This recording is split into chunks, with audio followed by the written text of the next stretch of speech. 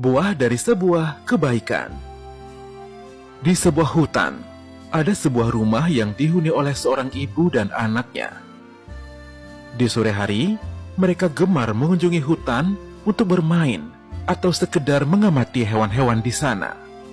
Suatu hari, saat si anak sedang asik bermain di halaman rumahnya, tiba-tiba datanglah seekor rusa. Si anak menjadi ketakutan, lalu menangis memanggil-manggil ibunya. Namun sang rusa bergegas mengaitkan tanduknya ke pakaian si anak dan berlari membawanya pergi dari rumah tersebut. Sang ibu yang mendengar suara tangisan anaknya segera berlari keluar.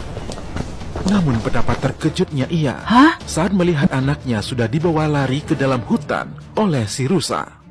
Ia pun sekuat tenaga berusaha mengejar si rusa sampai masuk jauh ke dalam hutan. Setelah beberapa saat mengejar dan mencari, akhirnya sang ibu menemukan anaknya sedang duduk di area rerumputan yang luas yang sering dikunjungi ibu anak itu di sore hari, dan dia tidak melihat kemana perginya si rusa. Jadi dia segera menggendong anaknya dan bergegas pulang ke rumah.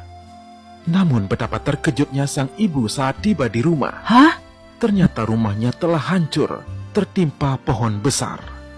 Ya Tuhan, terima kasih Tuhan, syukurlah kami selamat. Jika saat pohon besar itu tumbang kami masih ada di dalam rumah, tidak bisa dibayangkan apa yang akan terjadi.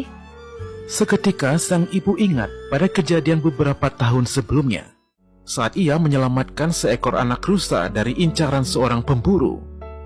Saat itu ia menutupi anak rusa dengan berbagai macam kain agar tidak ketahuan oleh si pemburu. Dan setelah merasa aman, ia pun bergegas melepaskan rusa tersebut kembali ke hutan. Sang ibu bertanya-tanya, apakah itu rusa yang dulu ia selamatkan? Ataukah rusa lain yang ingin membalas budi karena telah menyelamatkan teman mereka? Ibu pun berpaling ke anaknya dan berkata, Nak, ingatlah untuk selalu membantu semua makhluk ciptaan Tuhan, meski sekecil apapun, karena kelak kebaikan yang kita lakukan pasti akan kembali pada kita. semua benih kebaikan yang kita tanamkan kelak akan kita tuai di kemudian hari.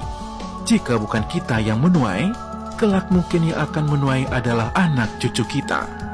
Oleh karena itu, janganlah ragu untuk senantiasa melakukan kebaikan.